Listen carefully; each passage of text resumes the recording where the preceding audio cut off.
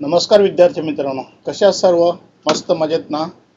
मी शांताराम लडे, ठाणे महानगरपालिका माध्यमिक शाळा क्रमांक 2, विठ्ठलसर कळवा. आज आपण इयत्ता 9वी विषय भूगोल, घटक आहे, घटकाचं नाव आहे वाहतूक व संदेशवहन. आपला 11वा पाठ आहे आणि त्यातला वाहतूक आणि संदेशवहन हा पाठ आपण शिकणार आहोत. वाहतूक म्हणजे काय तुम्हाला माहिती आहे आणि संदेशवहन म्हणजे काय? वाहतूक म्हणजे प्रवास आपण करत असतो त्याच्या संदर्भात आहे आणि संदेशवहन म्हणजे आपण मोबाईल नेट वापरत असतो, टी व्ही बघत असतो. अशा पद्धतीने संदेशवहनाच्या संदर्भात आपण माहिती घेणार आहोत. त्याचे फायदे तोट्यांची माहिती घेणार आहोत. वाहतूक, त्यांचे फायदे तोटे, नुकसान काय आहे हे सुद्धा आपण या पाठामध्ये अभ्यास करणार आहोत. तर पाठाचं नाव आहे वाहतूक व संदेशवहन. थोडे आठवूया. अशा पद्धतीने आपल्याला पान क्रमांक 82 वरती पहिल्या धड्यावरती थोडे पुढील तक्ता पूर्ण करा असं म्हटलेलं आहे. यामध्ये वाहतुकीचे मार्ग दर्शवलेले आहेत, त्याच्यानंतर वाहतुकीची साधने दर्शवलेली आहेत, त्याच्यानंतर वापर कशासाठी करतोय हे तक्ता आपल्याला पूर्ण करायला सांगितलेलं आहे.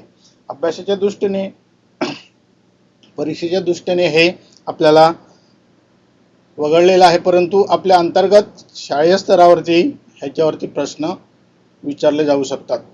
तर वाहतुकीचा मार्ग, त्याच्यानंतर वाहतुकीची साधने, वापर कशासाठी करतो. तर तुम्हाला माहितीच आहे, आपण वाहतूक म्हटल्यानंतर त्याच्यासाठी मार्ग हे लागतात आणि मार्गाद्वारे आपण मालाची वाहतूक करत असतो. त्याच्यासाठी मार्ग कोणते आहेत ते आपण बघूया. अगोदर रस्ता मार्ग आहे, जलमार्ग आहे, हवाई मार्ग आहे, लोहमार्ग आहे आणि नळमार्ग आहे. तर नळमार्गाच्या माध्यमातून अशा प्रकारे आपले मार्ग आहेत. या मार्गांचा आपण अभ्यास करणार आहोत आणि त्या मार्गासाठी कोणती साधने वापरतात आणि वापर कशासाठी होतो हे आपण तक्त्यामध्ये भरूया. पहिलं तक्ता रकान्यामध्ये म्हटलेलं आहे रस्ता मार्ग, वाहतुकीचे साधने, रिक्षा आणि वापर कशासाठी तर प्रवासी वाहतुकीसाठी. आपण रस्त्याद्वारे प्रवास करत असतो, वाहतूक होत असते. तर रस्त्यामार्गे आपण रिक्षाने जर जायचं झालं तर ते रिक्षा हे प्रवासी वाहतुकीसाठी आहे. रिक्षा आहे माल वाहतुकीसाठी सुद्धा आहे. 3 चाकी रिक्षा असते मोठी जरा. प्रवासी वाहतूक 3 चाकी रिक्षा वेगळी असते आणि माल वाहतूक 3 चाकी रिक्षा वेगळी असते. त्यानंतर रस्ता म्हटलेला आहे दुसऱ्या रकान्यामध्ये रस्ता मार्ग आणि ट्रक हे माल वाहतुकीसाठी वापरलं जातं. त्याच्यानंतर मेट्रो हे लोहमार्ग आहे. पहिल्या रकान्यामध्ये लोहमार्ग येणार आणि वापर कशासाठी केला जातो तर प्रवासी वाहतुकीसाठी. त्याच्यानंतर जलमार्ग, वाहतुकीचे साधने काय आहे तर बोटी मार्गे, जहाजामार्गे आपण जहाज किंवा बोट ही साधने वापरत असतो. वापर कशासाठी केला जातो तर आपल्याला प्रवासी किंवा माल वाहतुकीसाठी जहाज आणि बोटीचा वापर केला जातो. पुढचा रकाना आहे वाहतुकीचा मार्ग, कॉलम रिकामे आहे आणि हेलिकॉप्टर म्हटलेलं. वाहतुकीची साधने हेलिकॉप्टर म्हटलेलं आहे. तर हेलिकॉप्टर हे हवाई मार्गाने आपण प्रवास करत असतो आणि प्रवासी वाहतुकीसाठी त्याचा उपयोग केला जातो. त्याच्यानंतर आहे पाणबुडी. पाणबुडी हा जलमार्ग माध्यमातून वापर केला जातो. त्याच्यानंतर प्रवासी वाहतूक किंवा माल वाहतुकीसाठी पाणबुडीचा वापर केला जातो. त्याच्यानंतर जलमार्ग, वाहतुकीची साधने आणि माल वाहतूक असं म्हटलेलं आहे. तर इथे जहाज असा आपण तिथे रिकाम्या जागा पूर्ण करणार आहोत म्हणजे माल वाहतुकीसाठी. त्याच्यानंतर वाहतुकीचे मार्ग म्हटलेलं आहे. वाहतुकीच्या मार्गामध्ये रिकामे आहे. त्याच्यानंतर खेचर हे रस्ता मार्ग आणि माल वाहतुकीसाठी. लोहमार्ग रिक्षा आहे. लोहमार्गामध्ये ट्रेन प्रवासी वाहतुकीसाठी किंवा माल वाहतुकीसाठी सुद्धा आपण, जर ट्रेन असेल तर प्रवासी वाहतुकीसाठी आणि जर गुड्स गाडी असते, मालवाहतूक गाडी असते तर ती वाहकासाठी आपण वापरत असतो. नळमार्गे, नळामध्ये साधने आहेत. नळमार्ग, नळ आणि वापर कशासाठी तर पिण्याच्या पाण्यासाठी वगैरे नळाद्वारे सुद्धा माल वाहतूक होते पेट्रोल म्हणा, डिझेल म्हणा, गॅस म्हणा, हे माल वाहतुकीसाठी नळाद्वारे सुद्धा उपयोग केला जातो. पुढे जाऊया. आता पुढे म्हटलेलं आहे की पुढे काही विशिष्ट परिस्थिती दिल्या आहेत. अशा परिस्थितीत तुम्ही कोणत्या वाहतुकीच्या मार्गांचा व साधनांचा उपयोग कराल हे सहकारण स्पष्ट करा असं म्हटलेलं आहे. की आपल्याला काही परिस्थिती दिलेली आहे आणि त्या परिस्थितीनुसार आपल्याला आपण काय करणार आहोत, कोणत्या साधनाचा उपयोग करणार आहोत ते आपल्याला सांगितलेलं आहे. सांगा पाहू म्हटलेलं आहे. हे सुद्धा आपल्याला अभ्यासक्रमामधून वगळण्यात आलेलं आहे, परंतु आपल्या शालेय स्तरावरती त्याचा उपयोग चांगला म्हणजे परीक्षेसाठी त्याचा उपयोग केला जाईल. आपत्कालीन स्थितीमुळे तुम्हाला नागपूरहून भोपाळला पोहोचायचे आहे. एखादी आपत्ती कुठली? आपत्कालीन परिस्थिती महापूर, भूकंप, अजून अशा स्थिती निर्माण होतात. त्या स्थितीमध्ये आपल्याला नागपूरहून भोपाळ म्हणजे महाराष्ट्रामधून दुसऱ्या राज्यामध्ये भोपाळ या ठिकाणी जायचं आहे. तर तिथे जाताना कोणत्या मार्गाचा उपयोग कराल किंवा कशा पद्धतीने जाल, तर आपण हवाई मार्गाचा उपयोग करणार आहोत. आणि हवाई मार्गे आपण आपत्कालीन परिस्थिती निर्माण झाल्यानंतर आपण हवाई मार्गाचा उपयोग करून तिथे जाणार आहोत. हेलिकॉप्टर नाही पण जहाजाचा विमानाचा उपयोग आपण करून तिथे जाणार आहोत. स्वच्छतेचा संदेश देत तुम्हाला कन्याकुमारी पर्यंत जायचे आहे. यासाठी कालमर्यादा नाही. आता आपल्याला स्वच्छताचे महत्त्व देत आपल्याला कन्याकुमारी पर्यंत जायचं आहे, परंतु आपल्याला कालमर्यादा नाही. तर आपण कोणत्या मार्गे जाणार, तर आपण रस्त्या मार्ग हा निवडणार किंवा लोहमार्ग. तर आपल्याला कालमर्यादा दिलेली नाही, तर आपण रस्त्या या मार्गाने जाऊया. कोकणातील हापूस आंबा अरब देशात पाठवायचा आहे. कोकणात तयार होणारा हापूस आंबा हा अरब देशामध्ये पाठवायचा आहे, दुसऱ्या देशामध्ये पाठवायचा. महाराष्ट्रातील किंवा भारतातील उत्पादन होणारं काही उत्पादन हे आपल्याला इतर देशामध्ये पाठवायचे. तर कोणत्या मार्गे किंवा कशाच्या मार्गाने तुम्ही कोणत्या मार्गाने इतर देशात पाठवणार, तर हवाई मार्ग किंवा जलमार्गाने आपण तो इतर देशामध्ये पाठवला जाईल. हवाई मार्गे लवकर जातो परंतु खर्चिक असतो, पण जर जलमार्गाने खर्च कमी असतो पण जायला जरा थोडासा वेळ जास्त लागतो आणि हवाई मार्गामध्ये कमी वेळामध्ये आपण तो माल तिथे नेऊ शकतो. पुण्याहून इंद्रायणी तांदळाची निर्यात दक्षिण आफ्रिकेतील केप टाऊन येथे कमी खर्चात करायची आहे. आपल्या पुण्यामध्ये उत्पादन झालेला जो तांदूळ आहे तो आपल्याला कुठे न्यायचा आहे, तर आफ्रिकेतील केप टाऊन येथे न्यायचा आहे. तर कशाच्या मार्गे तुम्ही घेऊन जाल, तिथे हवाई मार्ग किंवा जहाजाचा उपयोग तुम्ही कराल आणि तिथे आपण घेऊन जाणार आहोत. नंदुरबार जिल्ह्याच्या पालेभाज्यांचे उत्पादन मोठ्या प्रमाणात झाले आहे, परंतु स्थानिक बाजारपेठ योग्य भाव मिळत नाही. म्हणून नागपूर सुरत महामार्ग आहे. सुरत भुसावळ लोहमार्ग जिल्ह्यातून जातो. तर या ठिकाणी आपण जर शेतीपासून तयार झालेला माल हा काय असतो, कमी कालावधीमध्ये टिकाऊ असतो. म्हणून आपण नागपूर सुरत आणि महामार्ग हा निवडणार आणि त्या मार्गे आपण नंदुरबार जिल्ह्यातील जे काही शेती उत्पादक स्थानिक बाजारपेठेमध्ये आपल्याला इथले दो मार्ग दिलेले आहे, नागपूर सुरत महामार्ग आणि सुरत भुसावळ लोहमार्ग, ह्या दोनापैकी कुठल्या मार्गे आपण जाणार आहोत ते विचारलेलं आहे. त्याच्यानंतर तुमच्या गावाहून तुम्हाला सिंगापूरला फिरायला जायचे आहे. त्यासाठी तुमच्याजवळ 10 दिवसांचा कालावधी आहे. तर आपल्याला जो काही कालावधी दिलेला आहे 10 दिवसांचा, त्या 10 दिवसामध्ये आपल्याला सिंगापूरला फिरायला जायचं म्हणजे वेळ मर्यादित आहे. आणि त्या वेळ मर्यादित आपण कशा पद्धतीने फिरायला जाणार, कोणत्या साधनाचा उपयोग करून आपण तिकडे जाणार, अशा पद्धतीने आपल्याला ते लिहायला सांगितलेलं आहे. तर सिंगापूरला जायचं म्हटलं तर सहजच आपण हवाई मार्गाने जाणार आणि तिथे साधारणतः जे काही रस्ते असतील किंवा इतर लोहमार्ग असतील त्याचा उपयोग करून आपण ते 10 दिवसामध्ये फिरणार आहोत.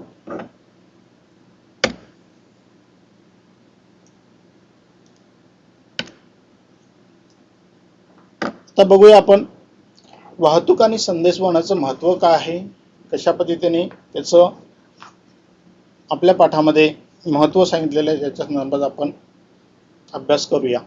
प्रवास किंवा मालाची वाहतूक करताना आपल्याला अनेक बाबींचा विचार करावा लागतो. आपण प्रवास करत असताना किंवा मालाची वाहतूक करत असताना, आपण एका ठिकाणाहून दुसऱ्या ठिकाणी जात असताना किंवा आपल्याकडे माल असलेला उत्पादन असलेले ते उत्पादन एका ठिकाणाहून दुसऱ्या ठिकाणी नेत असताना आपल्याला अनेक बाबींचा विचार करावा लागतो. नुसतं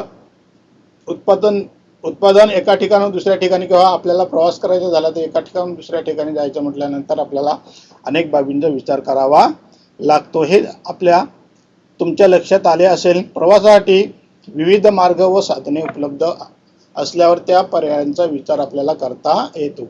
आपण प्रवास करत असताना आपल्याकडे विविध मार्ग आहेत.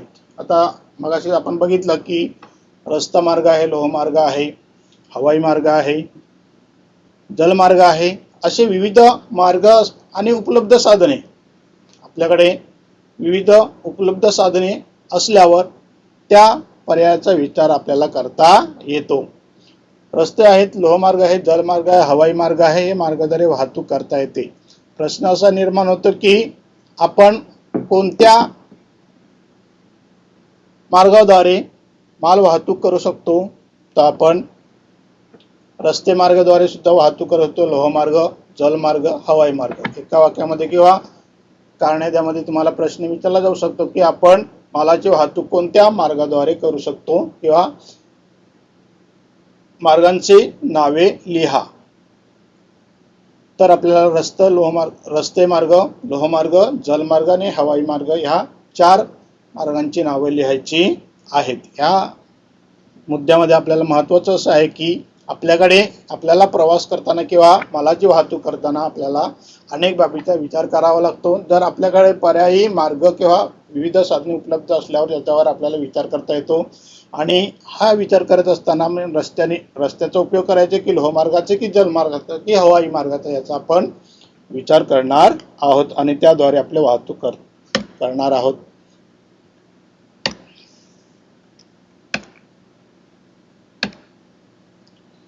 पुढे आहे वाहतुकीसाठी विचारात घ्याव्या लागणाऱ्या बाबी.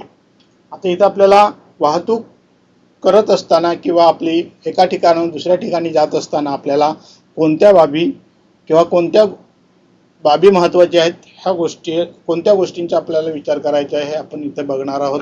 सुरुवातीला आपल्याला वाहतूक करत असताना वाहतुकीचे मार्ग आणि साधनांची निवड करताना पुढील बाबी विचारात घ्याव्या लागतात.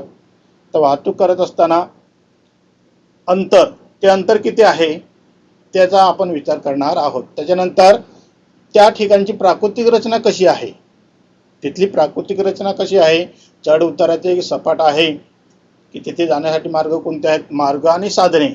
तिथे जाण्यासाठी मार्ग रस्त्याने जाऊ शकतो की लोहमार्गाने किंवा जहाजाने जाऊ शकतो की हवाई मार्गाने.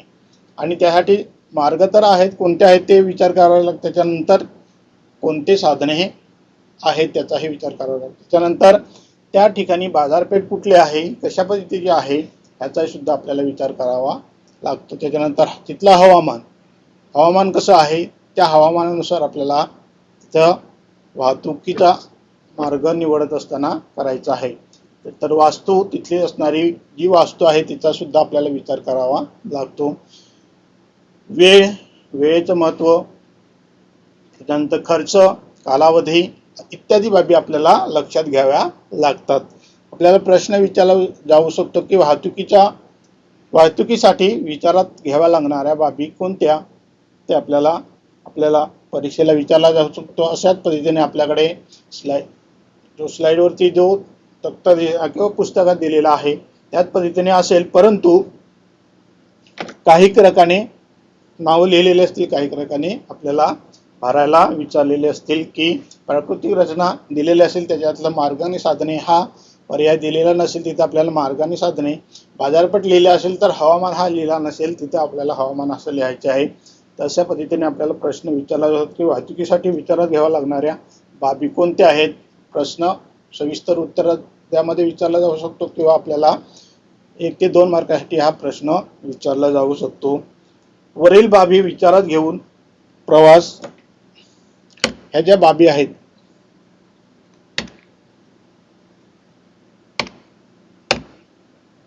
वरील बाबी विचारात घेऊन प्रवास किंवा वाहतूक केल्यास आपला केवळ खर्च व वाचू शकत असतो। आपल्या मगाशी बघितल्याप्रमाणे की आपण बाजारपेठ कुठले, हवामान कुठले, वास्तू आणि वेळ आणि खर्च ह्या गोष्टींचा विचार केल्यानंतर वरील बाबींचा विचार घेऊन प्रवास आणि वाहतूक केल्यास आपला वेळ आणि खर्च वाचू शकतो, प्रवास आरामदायी होऊ शकतो। ह्या गोष्टींच्या ज्या काय बाबी आपण मगाशी बघितल्या ह्या गोष्टींचा किंवा ह्या बाबींचा विचार केल्यानंतर आपला प्रवास कसा होतो, आरामदायी होऊ शकतो। मालाचे नुकसान न होता वाहतूक करता येते, म्हणजे आपल्याकडे जो काय माल आहे त्या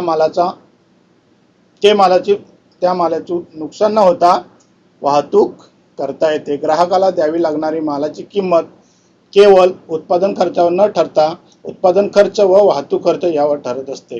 आपण एखादी वस्तू घेत असताना त्या वस्तूची किंमत कशावर ठरते, तर नुसतं उत्पादन केलं म्हणून त्याचा खर्च वस्तूची किंमत ठरत नाही, तर त्यावर होणारा खर्च, उत्पादन खर्च आणि वाहतूक खर्च याद्वारे आपली त्या वस्तूची किंमत ठरवली जाते। आणि मालाची वाहतूक ही जलद आणि सुरक्षितपणे होणे आवश्यक असते। एखादा आपल्याकडे उत्पादन होणारा माल हा जर वाहतुकीद्वारे नेला तर तो जलद लवकर व्हावा आणि सुरक्षितपणे व्हावा हे होणे फार आवश्यक असते। वाहतूक आर्थिकदृष्ट्या परवडल्याने मालाची किंमत कमी राखता येते। जर आपल्याकडे एखादी वस्तू आपण उत्पादन करत असतो तर आपल्याला उत्पादना खर्च आणि वाहतुकीचा खर्च जर कमी झाला तर आपल्या त्या उत्पादनाची किंमत आपण कमी ठेवू शकतो आणि वाहतूक आर्थिकदृष्ट्या परवडल्याने आपण मालाची किंमत कमी करू शकतो। प्रश्न असे विचारला की आपल्याला आर्थिकदृष्ट्या परवडल्याने मालाची किंमत कमी राखता येते, कारण द्या।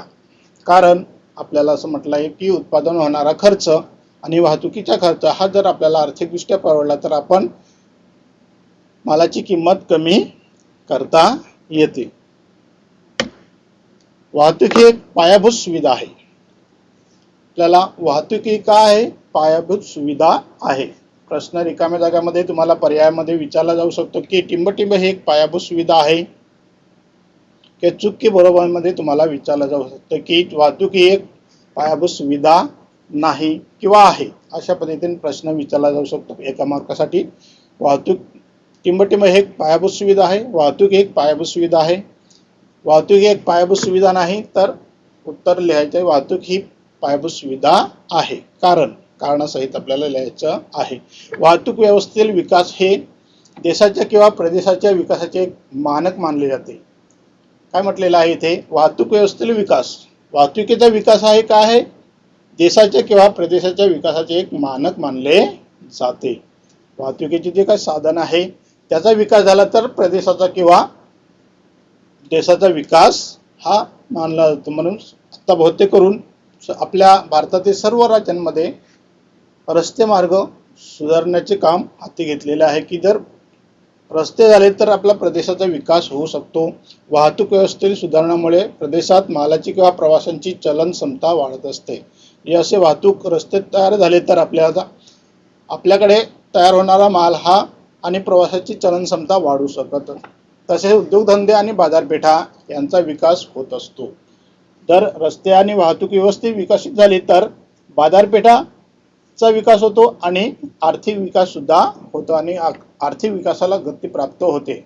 आणि ह्यात आर्थिक विकास झाल्यानंतर आणि बाजारपेठा विकास झाल्यानंतर आपलं काय होते, त्या राज्यात त्या परिसराचं दरडोई उत्पन्न, स्थूल देशांतर्गत उत्पादन यामध्ये वाढ होत जाते। जर अशा पद्धतीने विकास झाला, वाहतुकीचा विकास झाला तर त्या प्रदेशाच्या दरडोई उत्पन्न, स्थूल देशांतर्गत उत्पादन यामध्ये वाढ होत जाते। आता आपल्याला नकाशा दिलेला आहे, त्या नकाशाचं वाचन करत असताना आपण नेहमी भूगोलामध्ये नकाशाचं वाचन करत असतो आणि नकाशाद्वारे आपण इतर काही बाबींचा अभ्यास करत असतो। नकाशा वाचन करताना आपल्याला वाहतुकीच्या मार्गांचे आकृतीबंध सहजपणे पाहता येतात असतात। आपण नकाशाद्वारे आपल्याला एखाद्या ठिकाणाचं जाण्याचा मार्ग कोणता आहे, तिथली जी प्राकृतिक रचना काय भूरचना कशी आहे हे आपण आकृतीद्वारे अभ्यासू शकतो। आकृतीबंध सहजपणे पाहता येतात।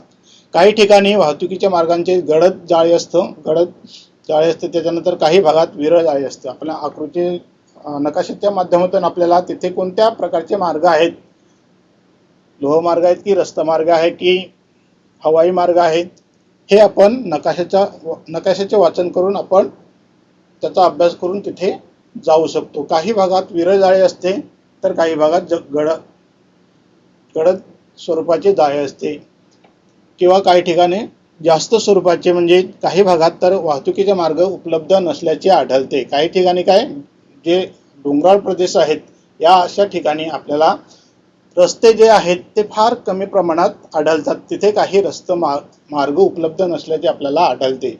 एखादा प्रदेश वाहतुकीच्या मार्गापासून कोणत्या कारणामुळे वंचित राहतो, कोणत्या कारणामुळे वाहतुकी दाट जाळे निर्माण होते, असे अनेक प्रश्न आपल्याला पडू शकतात। या प्रश्नांची उत्तरे शोधण्यासाठी प्रदेशाच्या वाहतुकीच्या नकाशासोबत त्या प्रदेशाचे प्राकृतिक नकाशा सुद्धा घ्यावा लागत असतो। या दोन्ही नकाशांचे एकत्रित वाचन केल्यावर या प्रश्नांची उत्तरे आपल्याला मिळत असतात। नकाशात कोणत्या प्रदेशात वाहतुकीचे मार्ग जास्त प्रमाणात आढळतात असं म्हटलेलं। त्याच्यानंतर आपल्याला एक नकाशा दिलेला आहे आणि त्या नकाशाच्या माध्यमातून आपल्याला काही प्रश्न विचारलेले आहेत। प्रश्न असा आहे की नकाशात कोणत्या प्रदेशात वाहतुकीचे मार्ग जास्त प्रमाणात आढळतात। तर हा नकाशा आपल्याला पान क्रमांक 84 मध्ये दर्शवलेला आहे। तर सातारा जिल्ह्याचा हा जो नकाशा आहे हा सातारा जिल्ह्याचा आहे। जलरूपे, भूरूपे आणि प्रमुख रस्ते आणि लोहमार्ग अशा पद्धतीने आपल्याला दर्शवले स्लाइड। सातारा जिल्ह्याच्या मध्यभागामध्ये वाहतुकीची घनता जास्त आहे, म्हणजे सातारा जिल्ह्याच्या मध्यभागामध्ये वाहतुकीची घनता जास्त आहे, म्हणजे तिथे जाण्यासाठी लागणारे जे मार्ग विकसित झालेले आहेत ते रस्ते, लोहमार्ग हे विकसित झालेले आहेत, म्हणून तिथली वाहतुकीची घनता ही जास्त आहे। या भागाची प्राकृतिक रचना कशी आहे, तर या भागाची प्राकृतिक रचना चढ उताराची आहे। सातारा जिल्हा जायचं झालं तर तिथे जी काही भूरचना आहे ती चढ उताराची आहे। वाहतुकीचे मार्ग कमी असणारा भाग कोणता आहे, तो वाहतुकीचे मार्ग कमी असणारा भाग हा सातारा जिल्ह्याचा पश्चिम भाग आहे। या ठिकाणी जास्त डोंगराळ प्रदेश आहे, तिथे रस्तेचा खर्च आणि लोहमार्गाचा खर्च करणे फार अवघड आहे। या प्रदेशाची प्राकृतिक रचना कशा प्रकारची आहे, मगाशी सांगितल्याप्रमाणे तिथे चढ उताराची आहे। अशा प्रकारे सातारा जिल्ह्यावरती काही प्रश्न आपल्याला विचारले होते। पुढे बघूया आपण भौगोलिक स्पष्टीकरण।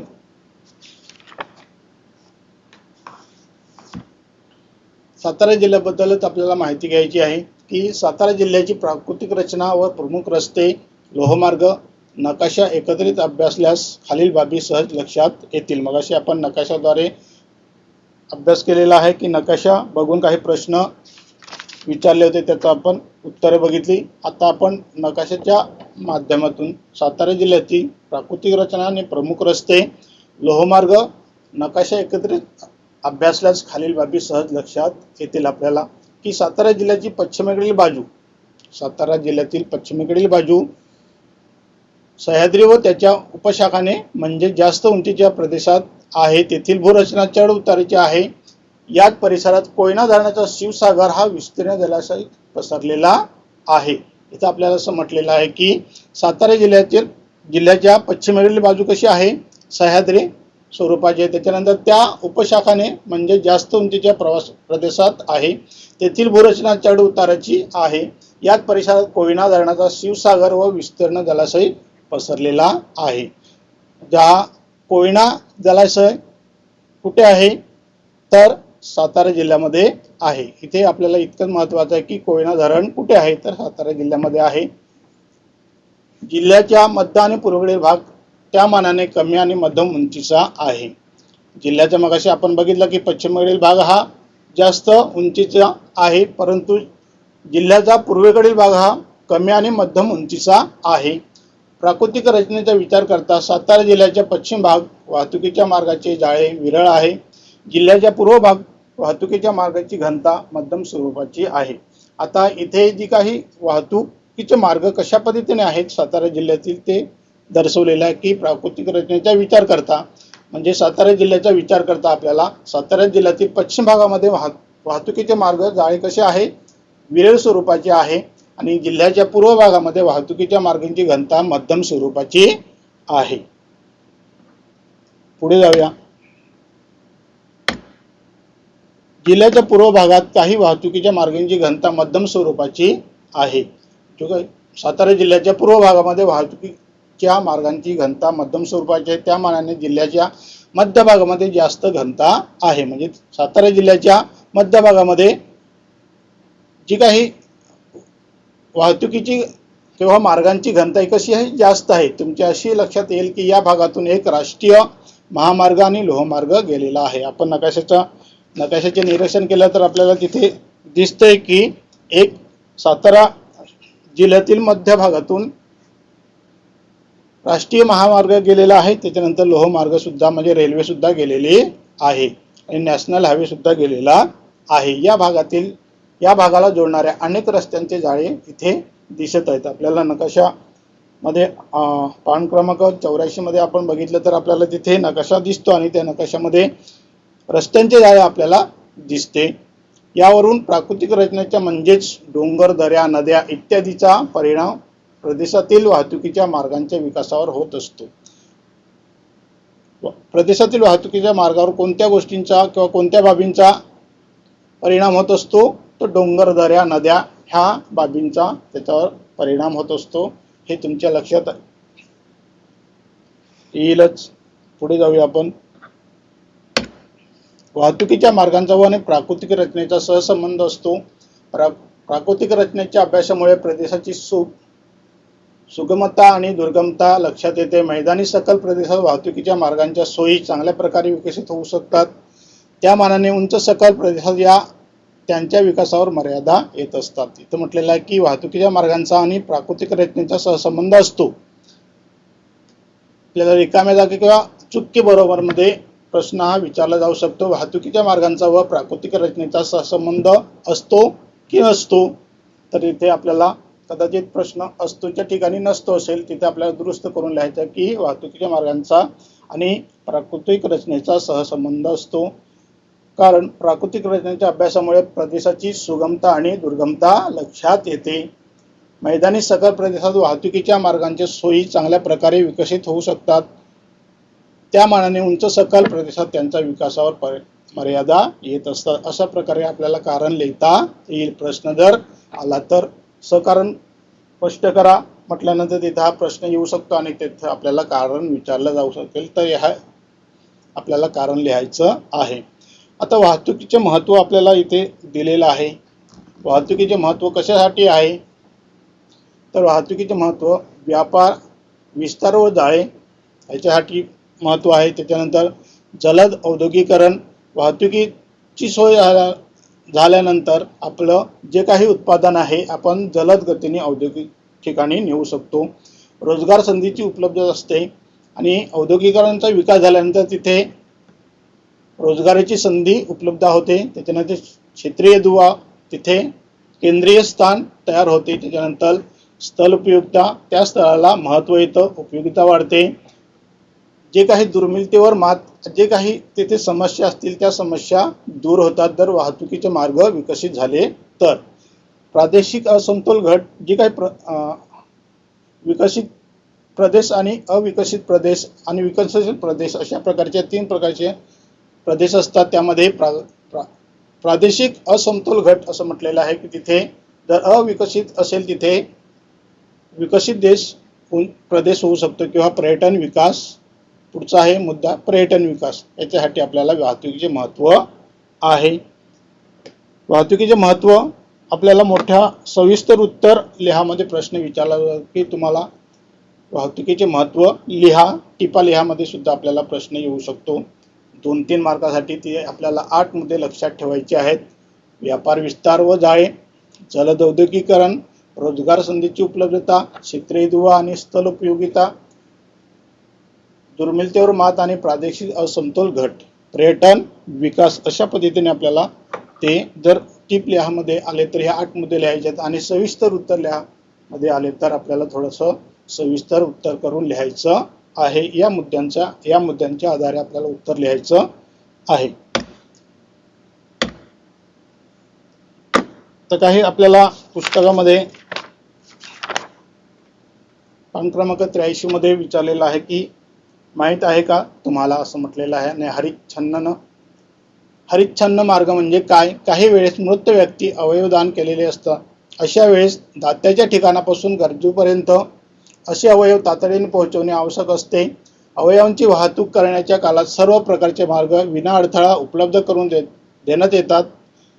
त्याला हरिच्छन्न मार्ग असे म्हणतात. यामुळे अवयवांची वाहतूक जलद गतीने होऊन याचकाचे प्राण वाचू शकते.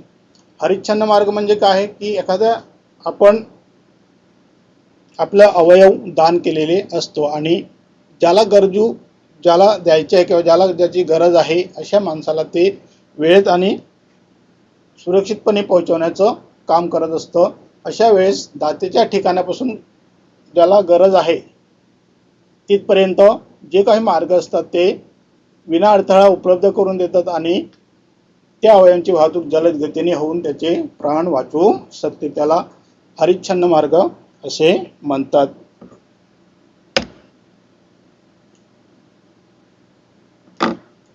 सरजी पुढचा आहे वाहतूक. रोरो वाहतूक आहे. लोहमार्गाने एका स्थानकापासून दुसऱ्या स्थानकापर्यंत वाहतूक करता येते. जुबेर सर,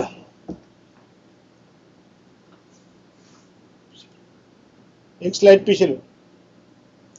रोरो लोहमार्गाने हे पुढचं दिलेलं की रोरो वाहतूक काय आहे, कशाला म्हटलं आहे आणि कशा पद्धतीची असते. रोरो वाहतूक लोहमार्गाने एका स्थानकापासून दुसऱ्या स्थानकापर्यंत वाहतूक करता येते. जे लोह म्हणजे रेल्वेने एका स्थानकापासून दुसऱ्या स्थानकापर्यंत आपल्याला वाहतूक करता येते. यामध्ये महामार्गावर मोठ्या प्रमाणावर वाहतूक होत असते आणि ट्रकने होणारी माल वाहतूक लोहमार्गाने होणाऱ्या वाहतुकीपेक्षा खर्चिक असते. उपाय म्हणून रोरो वाहतूक पद्धत वापरण्यास भारतात सुरुवात झालेली आहे. या पद्धतीत मालाने भरलेल्या ट्रक मालगाडीवर लोहमार्गाने इच्छित स्थानकापर्यंत नेण्यात येतात.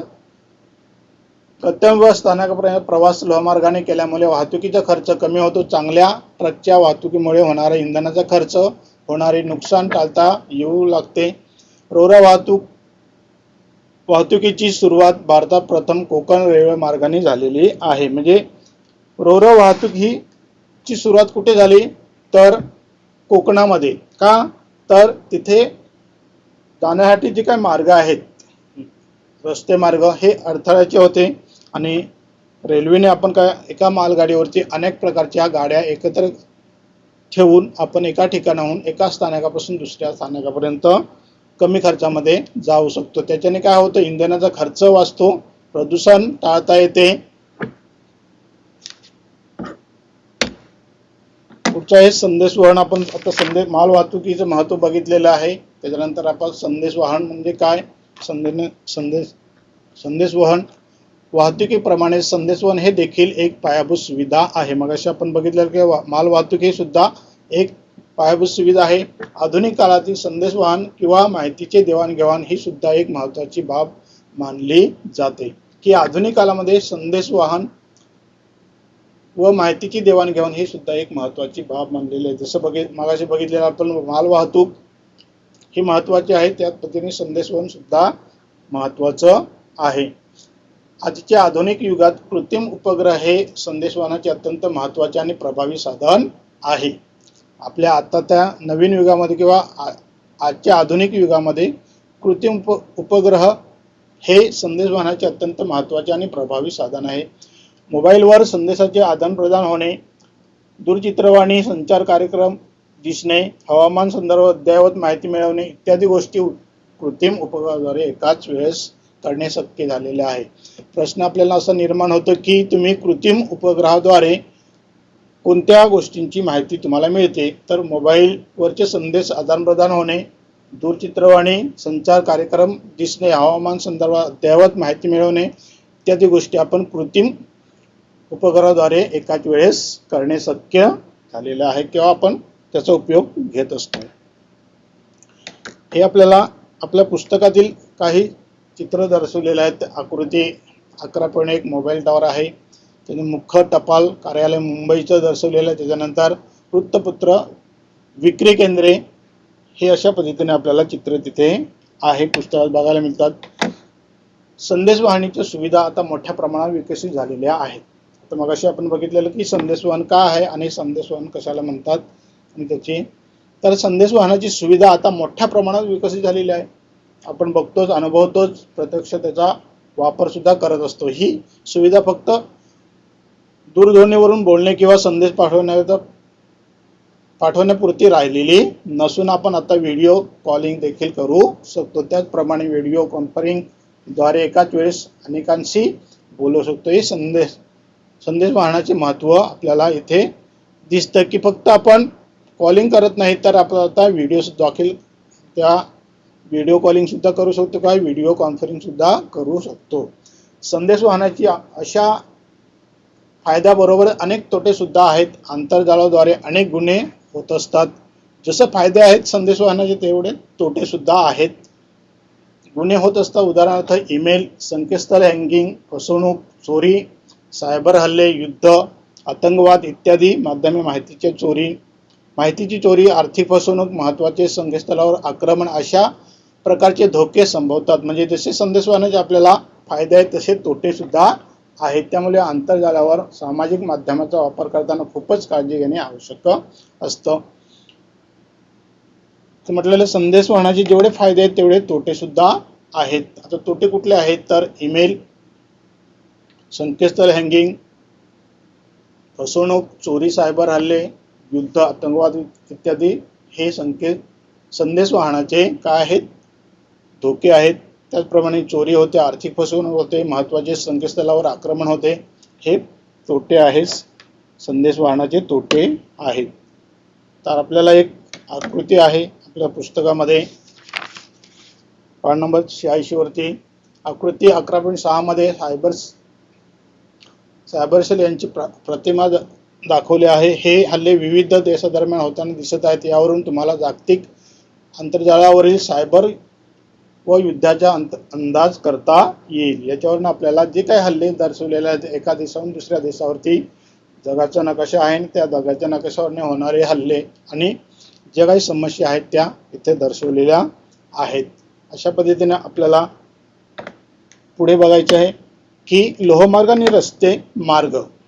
लोहमार्ग आणि रस्ते मार्ग. लोहमार्ग हा रस्ता मार्गाच्या तुलनेत अधिक जलद वाहतूक मार्ग आहे.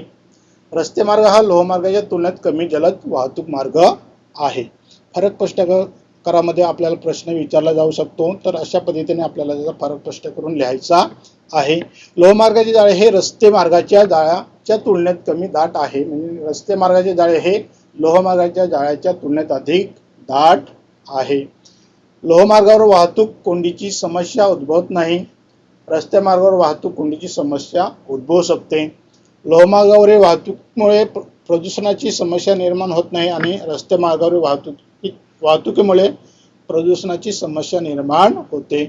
लोहमार्गावरील वाहतूक रस्ते मार्गावरील वाहतुकीच्या तुलनेत कमी खर्चिक असते, तर रस्ते मार्गावरील वाहतूक लोहमार्गावरील वाहतुकीच्या तुलनेत अधिक खर्चिक असते. अशा पद्धतीने आपल्याला फरक स्पष्ट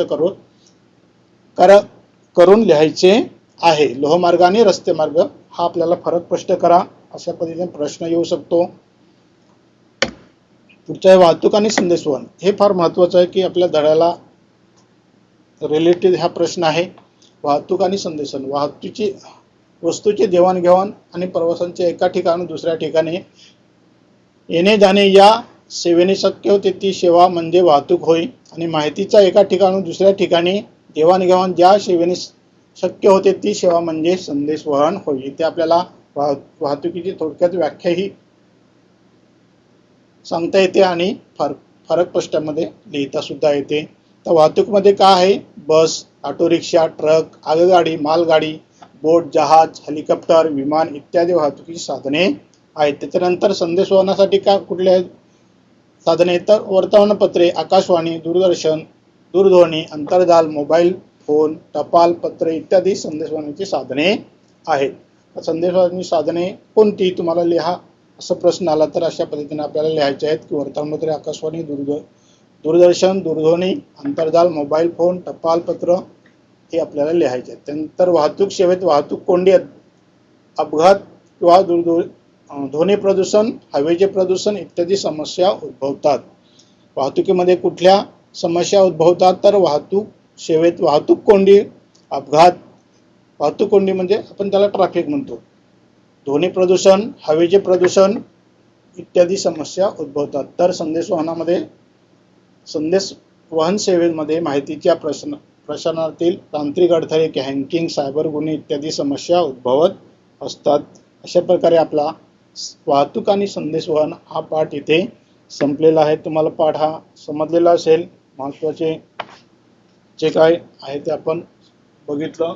म्हणजे वाहतुकीसाठी विचार घ्यावा लागणाऱ्या ज्या काही बाबी आहेत त्याचा विचार केला. हरितछान म्हणजे काय, रोरा वाहतूक म्हणजे काय, वाहतुकीचे महत्त्व काय आहे, आणि हे आपण बघितलं नाही. इथे आपला पाठ संपलेला आहे. नमस्कार. जुबेर सर आहे का?